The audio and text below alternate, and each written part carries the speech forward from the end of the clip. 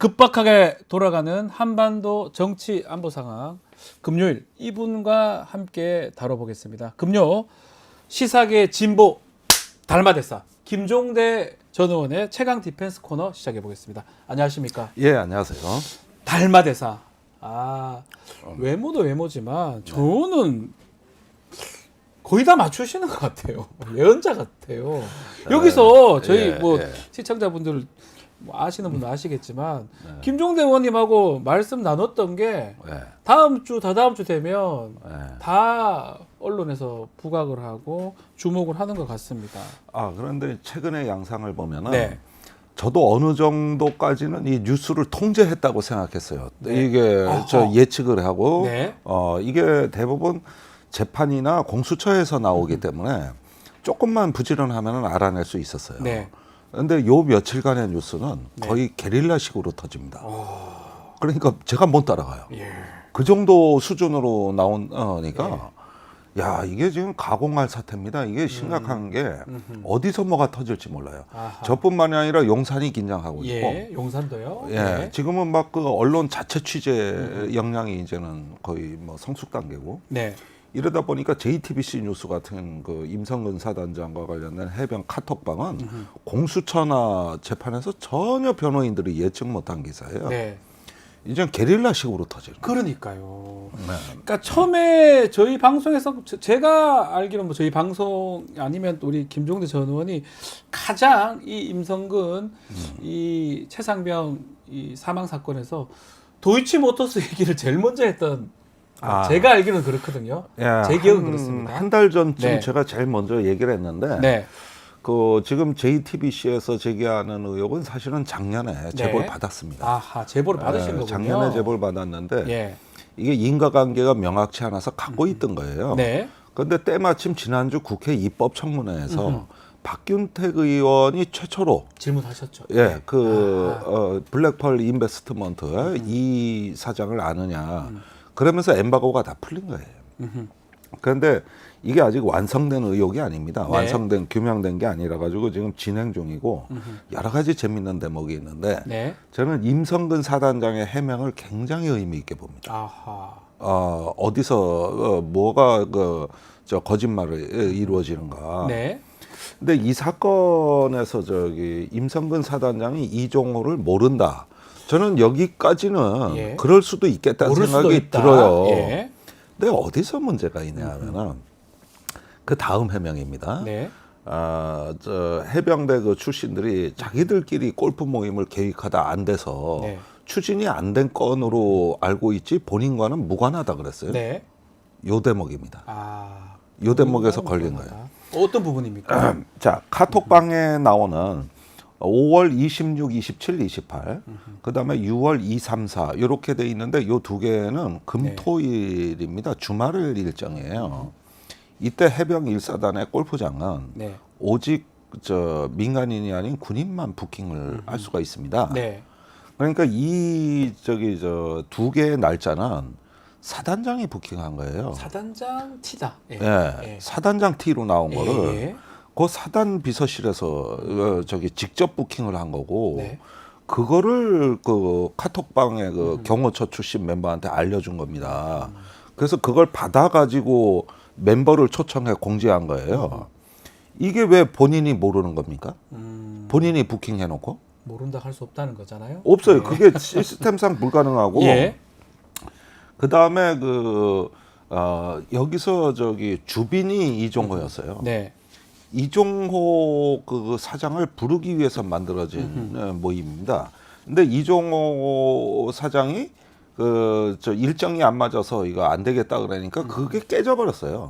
보통 골프라면은 한 사람이 안 나와도 그러면 그 자리를 누굴 대신 넣든지 아니면 없이 치면 돼요. 원래 그렇게 합니다. 넣어서 합니다. 어차피 부킹 된 거라는데. 근데 다 없어져요. 깨져버린다. 다 없어졌어요. 그래서 이거는 애시당초 이종호를 불러들이기 위한 골프 모임이 아니었냐. 이건 의혹입니다. 이 의혹입니다. 뭐 확인 팩트는 아니고요. 그래서 저기 부승찬 의원이 해병 1사단의 골프장 기록을 입수했는데 보니까 임성근 사단장이 실제로 이 멤버들은 안 오지만 그 날짜에 해당 골프장에서 골프를 칩니다. 골프를 칩니까? 그러니까 자기가 부킹했던 거니까 여기가 안 오니까 다른 사람들을 불렀겠지. 그러니까 결국은 그 중에 한 명이 안 오니까 이걸 그냥 파토시키고 다른 팀하고 했다 이 말씀이. 그래서 실제 골프를 쳐요. 그러면 이 이야기는 뭐냐면은 여기에 골프가 가는 게 이렇게 시나리오가 된 겁니다. 금요일 날 오후쯤에 KTX 타고 내려가서 하룻밤 자고 만찬을 하겠죠. 토요일 날 골프를 치고 저녁에 만찬. 그 다음 날 일요일 날 골프 치고 또 만찬 내지는 상경. 이렇게 했는데 만찬에 일사단장과 참모들이 다 나오는 환영 행사가 계획돼 있던 거예요. 이야, 대단한 거네요. 아니 이게 왜 아무것도 아니냐고. 대단한 건데요. 대단한 건데요. 그러면 요 정황이 딱 나오는 거거든요. 그래서 여기 이종호가 어떤 경위로 여기에 가게 됐는가가 지금 의혹의 핵심이고. 그 다음에 이 카톡 멤버들이 평소에 다른 언행도 좀 있어요. 대체적으로 제가 받아들이는 느낌은 임성근 팬클럽 같이 느껴져요. 앞으로 차기 해병대 사령관 장차 사성장군을 시켜야 될 사람이다. 우리가 밀어주자.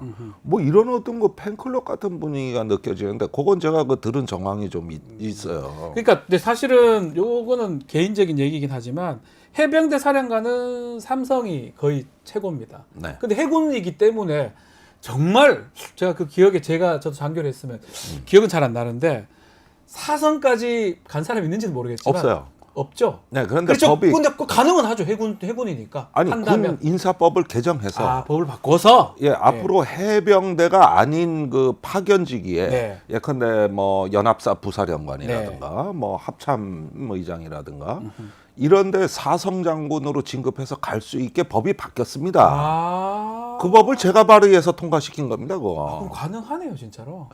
그래서 사성장군 얘기가 요즘 많이 나오는 거고 이 정부에서 얘기네요. 나온다는 소문이 돌고 있죠. 뭐 다른 연합사령관이나 다른 걸 하면 되는 거니까 연합부사령관이나 합참의장이나. 자, 지금 말씀하신 이모 씨, 이종호 이모 씨인데요. 자, 그 당시 임성근 증인 전 사단장 같은 경우는 그 질문 계속 했었어요. 이종호 아냐 모른다. 또 대통령하고 친분 있느냐, 김건희 여사 친분 있느냐 이것도 모른다. 계속 얘기했는데 요 얘기 청문회 과정 다시 한번 들어보고 다시 이야기 좀 이어가겠습니다. 임성근 증인께 짧게 몇 가지 물어보겠습니다. 윤석열 대통령하고 친분이 있습니까 없습니까? 없습니다. 김건희 여사하고는 친분이 있습니까 없습니까? 전혀 없습니다. 김건희 여사와 부인과는 어떤 관계입니까? 관계 없습니다. 천공은 잘 알고 있습니까? 모릅니다. 그러면 이렇게 정권 차원에서 임성근 사단장을 지키려고 하는 이유가 없는데 이 점이 전 국민적 미스테리예요. 자, 천공까지 질문을 하셨어요. 정청래 위원장이. 자, 저도 궁금해요. 이렇게 친분도 없고 별거 아닌? 죄송합니다. 높다면 높지만, 지금 정청래 위원장 표현에 빌자면 이 한 사람 지키려고 정권을 날린다. 뭐 이렇게 얘기를 합니다. 미스테리다. 이렇게 정청래 위원장 얘기하거든요. 김종대 의원님은 어떻게 보십니까? 그러니까 그때 임성근 화면은 잘 잤는데. 임성근 사단장이 저도 궁금합니다. 본인도 궁금하다 그랬어요. 자기가 왜 이렇게 특권 이런 걸 누리는지 본인도 궁금하다 그랬는데 이 부분에 대해서는 저는 대통령이 임성근 사단장을 차기 해병대 사령관감으로 봤다고 봅니다. 그래서 본인의 군대를 만들고 싶었던 거죠. 실제로 이 작년 연말에 그 군인사를 보면은 대장 전원 물갈이. 그래가지고 그 이전에 재작년에도 대장 전원 물갈이를 했기 때문에 사실은 불가능한 인사인 거예요. 너무 쌍 물갈이를 하다 보니까 시킬 사람이 없어가지고 해군 작전 사령관으로 중장 진급해 1년도 안 된 사람을 사성 진급시켜서 합참의장을 보냈으니까 거의 파행에 가까운 군 인사를 하고 그때 신원식 장관의 유명한 말이 나옵니다. 이제 윤석열 정부의 군으로 채워졌다. 그 인사가 있고 나서. 그러니까 윤석열 대통령은 본인의 군대를 만들고 싶었던 거라고. 그러다 보니까 모든 군의 인사의 시스템과 관례 전통하고 단절을 하고 무자격자들이 대거 상위직급으로 진출을 했던 겁니다. 근데 임성근 사단장의 경우에는 지금 그 사관학교 동기쯤 되는 그 타군 장교들이 지금 사성장군입니다. 그렇죠. 그렇죠. 그러니까 그렇죠. 예. 다 저기 이렇게 물갈이를 싹 했는데 이 최해병 사건 때문에 해병대만 지금 안 하고 있는 거예요. 저기 김계환, 임성근을 지켜야 되니까. 예.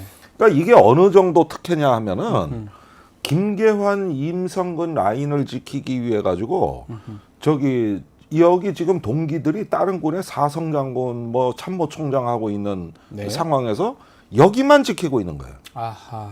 김계환 사령관 해사 동기가 해군 참모총장입니다.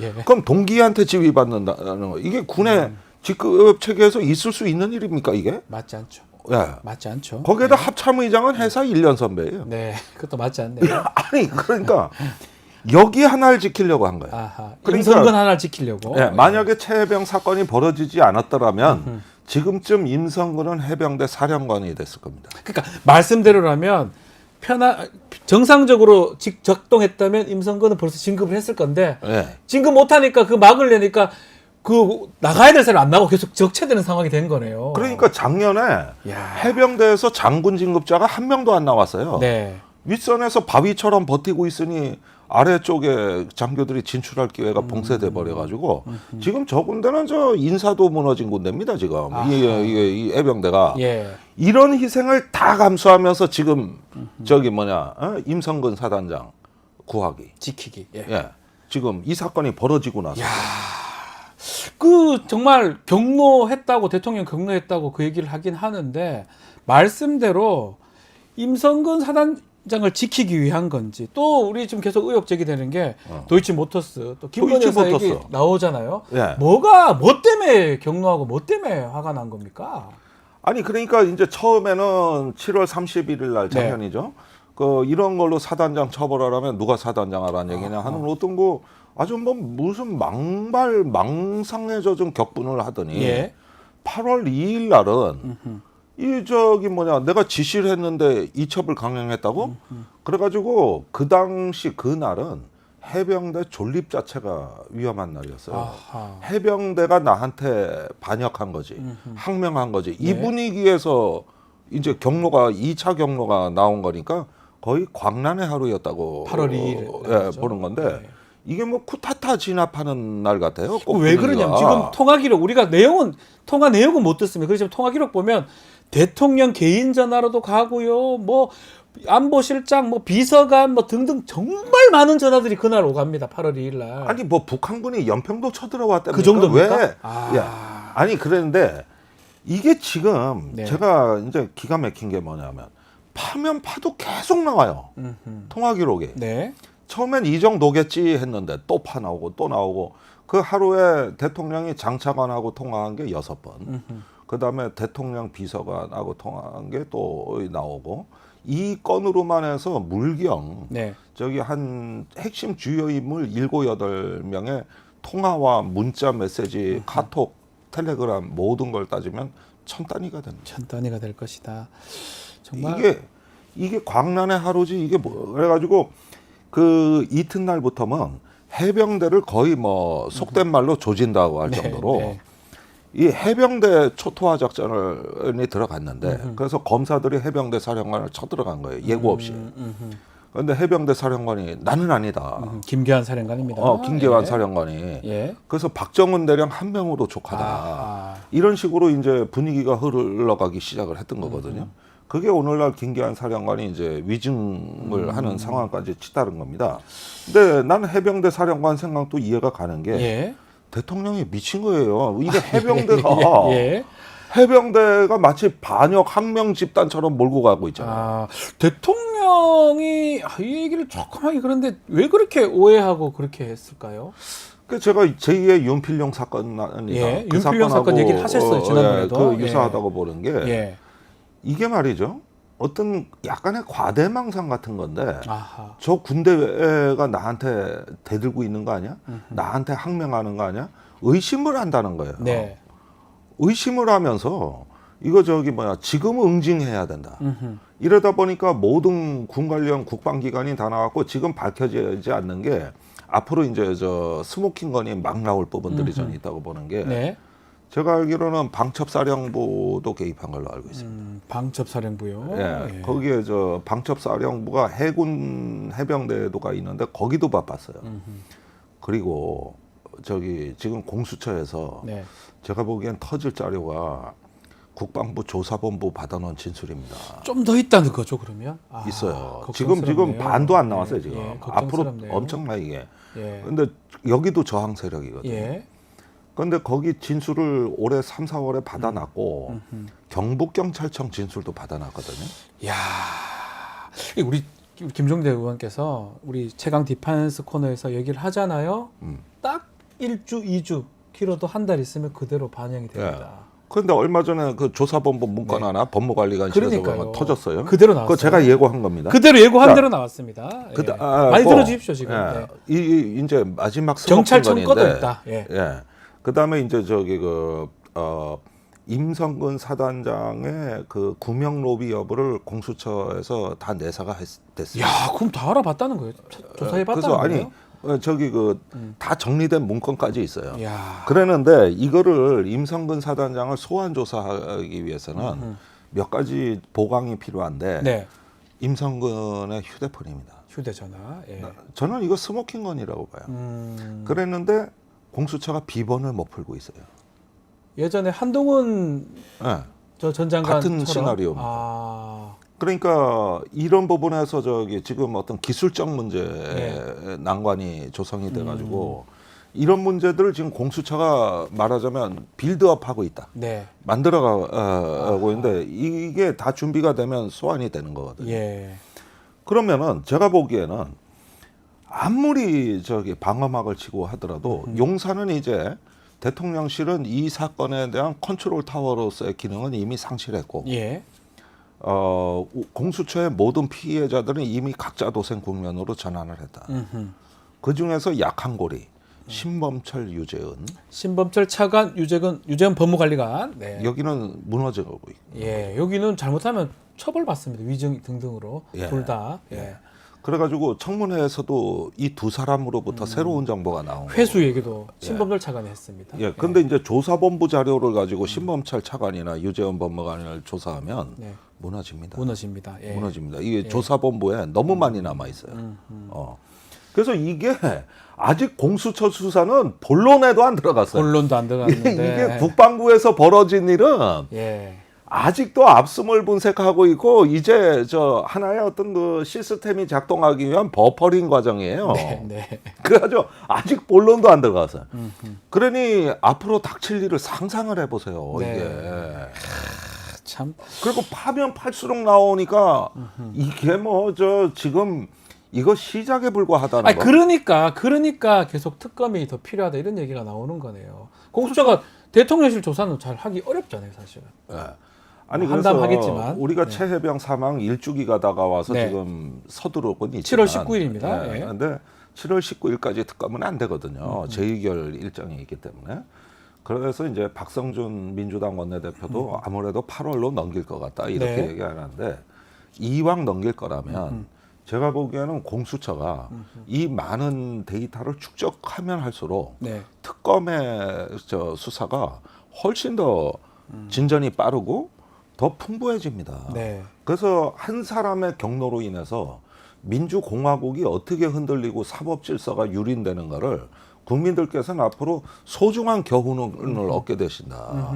이건 전국민 민주주의 학습 자료다. 학습 자료다. 예, 그러면서 더 나아가서는 그런 일이 벌어질 때 이 나라의 고위공직자들이 아무도 직언하지 않았다는 데서 그 부분. 이 경악스러운 현실 이게 바로 우리 공화국의 현실인가? 아하. 한국 민주주의가 이렇게 취약한가? 누구 하나 이거 범죄되고 직권남용죄 된다 얘기한 사람 결국 박정훈 단장밖에 없네요. 그리고 본인은 이제 사실 좀 그렇죠. 그다음에 이제 조사본부의 소극적 저항, 그렇죠. 예, 이런 정도입니다.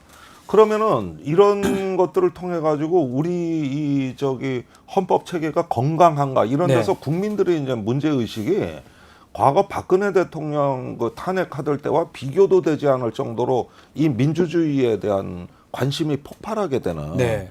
그리고 이제는 회복해야 된다는 이런 것들이 저는 제2의 혁명이 된다고 봐요. 아하. 그래서 여기서 한 군데만 귀퉁이만 무너져도 저기 유재현이든 신범철이든 네. 무너지면 걷잡을 수가 없습니다. 지금 이게. 그리고 조사본부 쪽에서는 상당한 진술이 나왔습니다. 조사본부요. 네. 상당한 진술. 봐야 될 것 같습니다.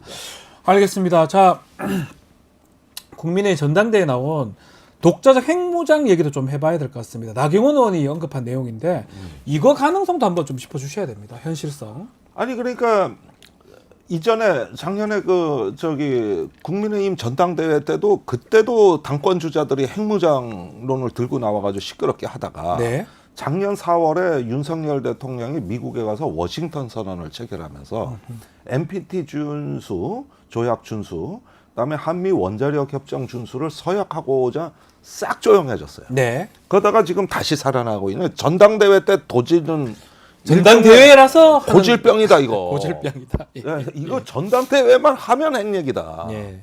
그래가지고 이제 다양한 스펙트럼이 나왔는데 나경원 의원은 이 전에는 핵무장론자가 아니었습니다. 그런데 이번에 그 한동훈 대세론을 견제하기 위해서 이 의제를 끌어들였고 카드 같은 거요? 본인이 당선되려면 뭐라도 있어야 되니까. 사실은 우리나라 그 국민 여론조사하면 네. 핵무장에 대한 지지 여론이 60~70%가 항상 나옵니다. 높습니다. 낮지 않아요. 예. 네. 거기에 플러그를 꽂는 거예요. 그래가지고 하나의 어떤 저 확장성을 기하는 건데, 근데 미안하지만 다른 여론조사는 핵무장하면 찬성 여론이 60~70% 맞는데 네. 이 국제 제재를 감수하고서라도 해야 될까요? 하면은 그게 푹 꺾여가지고 30%대밖에 안 나와요. 아, 그러니까 그 질문까지 합쳐지면 확 떨어진다는 확 거죠. 떨어지거든요. 국제 제재가 있는 건 NPT 뭐 이런 조약 같은 게 있는 거잖아요. 그래서 질문은 공정하게 해야 되는데 여기 당권 주자들이 지금 보는 거는 핵무장 여론 70%다. 우리 여기에 플러그를 꼽자. 네. 이 생각이 생긴 것 같은데 그 다음 질문에는 답을 못 하는 거죠. 네. 그 다음 질문에는. 그러니까요. 미국이 해줄 거며 국제사회에서 용인을 해줄 거냐에 대해서는 답이 없는 거. 한동훈 위원장은 이렇게 얘기를 했는 것 같아요. 반대를 하면서 농축 재처리 기술 확보 이런 대안을 제시했는데 이건 어떻게 봐야 됩니까? 저희? 근데 이 부분은 예. 사실은 과거 노태우 대통령 때 한미 원자력 협정을 맺으면서 네. 우리 스스로 족쇄를 채운 부분이 재처리를 안 하겠다는 건데 그걸로 인해 핵 폐기장이 지금 부지를 못 찾아가지고 이 폐기물을 처리를 못하는 걸로 우리가 40년째 고통을 받고 있습니다. 네네. 그러다 보니까 보수 진보를 가리지 않고 제발 핵 재처리 좀 하자. 재처리. 이거는 예. 우리 국가적 수건이고 일본도 다 하고 있는 거예요. 예. 그런데 한동훈 위원장은 그 정도가 더 다수파라고 보는 거죠. 그런데 무장까지 나가면 이거 진짜 심각해진다는 거예요. 그래서 그 정도 얘기를 하는 건데 저 얘기야 원래 그 보수 진보 가리지 않고 하나의 핵주권 차원에서 우리가 제처를 해야 이 폐기물 문제가 해결이 된다. 이거 정도는 이상한 얘기가 이 정도는 아니에요. 맞는데 지금 보면 나경원 의원만 무장론 얘기를 하지만 나머지 뭐 원희룡, 윤상현 후보들은 반대를 하고 있습니다. 이렇게 핵무장론이 이렇게 나오는 게 말씀처럼 표를 의식하는 겁니까? 네, 그래서 네. 이 최근에 그 특검에 관한 사항이 전당대회 의제로 부각되는 걸 차단하고 네. 더 조금 대중들한테 친숙한 주제로 이슈를 프레임을 전환하겠다는 네. 의도입니다. 그런데 그게 뭐 전환이 되냐 말이에요. 지금 제가 보기에는 핵무장을 나경원 의원이 떠들면 잠깐 후보 간의 토론이 되다가 네. 특검에 관한 그 논박으로 넘어가거든요. 왜냐하면 언론이 그걸 주로 질문하기 때문에. 핵무장보다는 특검 얘기에 OX를 물어볼 거 아닙니까? 그렇습니다. 후보들한테. 그런데 이게 이 논의가 앞으로 권력의 향배를 좌우하는 정치적 급소가 돼버렸어요. 네. 그게 바로 최사병 특검입니다. 그렇죠. 예. 이 문제에 대한 어떤 입장 차이는 이거는 단순한 어떤 문제가 아니라 이 지금 윤핵관들이 일제히 들고 일어나서 한동훈을 규탄하는 상황인데 거기서 사실 집권 세력의 금기어인 탄핵이란 단어가 마구마구 나오고 있습니다. 맞습니다. 예. 그러면은 한동훈한테 대통령 탄핵하자는 거냐고 윽박질러요. 아니 특검 하자 그랬지 언제 탄핵하자 그랬습니까? 그러니까 뭔가 인정하는 모습이에요. 벌써 네. 그 한 것처럼 하잖아요. 네. 특검하고 아니면 끝나는 거예요. 또 아닌 걸 확인하기 위해서 하는 것도 특검이잖아요, 사실은. 그렇습니다. 그러니까 어느 사이에 기다고 생각하는 특검 이코로 탄핵이라는 예. 이게 야당 일각에서 큰일 났어요. 우리가 예. 특검을 해서 윤 대통령을 탄핵시키자 이런 어떤 강성 흐름이 있는 건 사실이에요.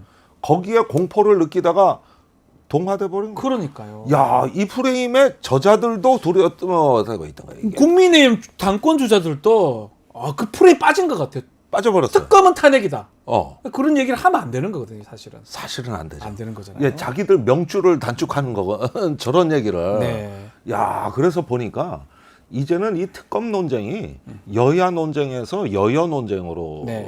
이게 같이 얹어지게 됐고 매우 복잡한 양상으로 이게 바뀌는데 저는 민주당이 이런 국면을 활용해야 된다고 봅니다. 국면 활용해야 된다. 예. 핵무장론 얘기를 잠깐 했는데 이거보다 더 중요한 거는 이제 특검 얘기가 나올 것이다. 그리고 안보 때문에 얘기를 한 걸로 보이거든요. 네. 근데 안보로 따져보면 지금 현재 가장 안보적으로 문제되는 거는 오물풍선 같은 거거든요. 그렇습니다. 올해만 해도 7번째 지금 계속 오물풍선이 지금 날라오고 있어요. 날라오고 있는데 이거 해결할 수 있는 방안을 좀 말씀해 주셔야 될 것 같습니다. 아니 나는 네. 정말 어이가 없는 게 네. 조금만 안보에 뭐 이상이 발생해도 뭐 정군 비상경계령을 내리고 뭐 대북 규탄 성명을 발표하고 이래던 정부가 예. 용산만 뚫리면 아무 일이 없어요. 예. 옛날에 드론이 5대 넘어왔다 한 대가 용산을 스치고 지나가니까 그렇게 북한에 으르렁거리고 잡아먹을 것 같은 용산이 갑자기 용산도 뚫렸어. 그러니까 깜짝 엎드려 가만히 있다가 아니 이번엔 풍선이 예, 오물풍선. 네. 세 개가 대통령 출퇴근 길목에 떨어졌어요. 아유, 용산구청 앞에 하필 그거 떨어지노. 아, 참. 국립중앙박물관 예. 앞에 그때 해외 출장이 나갔으니 망정이지 예. 하다 잘못했으면 윤 대통령이 출근하다 볼 뻔했어. 오물 볼 뻔했어요. 그게 세 개가 떨어졌고 지나간 풍선까지 하면은 네. 완전히 용산의 그 저 P73 예. 비행 금지 구역이 완전히 무너진 거거든요. 아하. 이러면 경호처장 저기 잘라야 됩니다. 저도 그렇게 생각이 그런데도 드는데. 아무 말이 없어. 그리고 그때는 확성기 방송도 안 해. 그래서 뭔 얘기를 하는가 들어보니까 저기 전에 날려보낸 거 오물풍선인데 이번에 휴지풍선만 날라와서 도발 수위가 낮아졌다는 겁니다. 아니 그러면 오물이 묻으면 착한 풍선이고 휴지만 오면은 나쁜 풍선이고 이런 겁니까? 그래가지고 또 아무 일이 없다가 예. 용산은 도감청 당하죠. 드론에 뚫리죠. 네. 풍선에 풍선 뚫리죠. 날라오죠. 아니 이러는데 NSC 회의도 안 열고 이러더니 저기 뭐냐 자기들 머리 위가 뚫리면 착해져요. 이런 안보 논리도 기괴해서 처음 보지만은 완전히 이런 문제에서 지금 그 저 엊그제 네. 연평도에서 K9 자주포로 해상 사격 훈련이 진행됐습니다. 맞습니다. 다행히 아무 일도 없이 넘어갔는데 요즘 꽃게접이 철인데 완전히 어장 다 그냥 저 전부 다 통제되고 네. 올해 망했습니다 이거. 이 긴장감이 있는 거잖아요. 그러면 이 실타래, 얽혀있는 실타래는 어디서부터 풀어야 됩니까?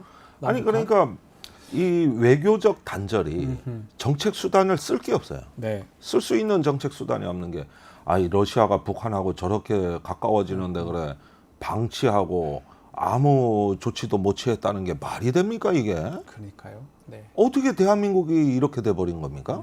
중국에 대해서도 그렇고.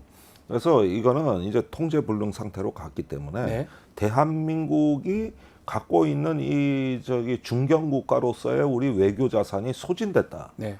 그래서 쓸 수 있는 정책 수단이 없다.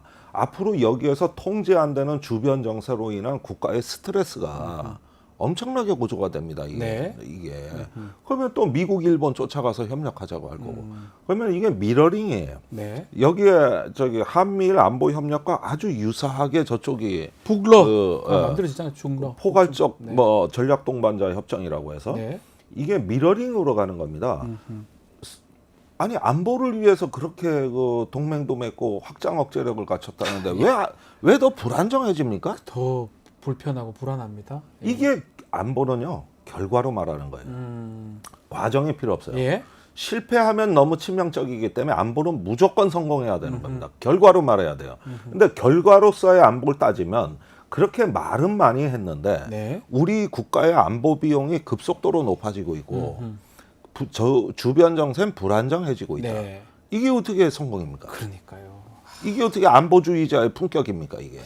조금 그런 부분들을 좀 정부에서 또 대통령실이 좀 바라보면 어떨까 이렇게 우리 김종대 의원께서 좀 고언을 좀 해주셨는 거 아닌가 생각이 듭니다.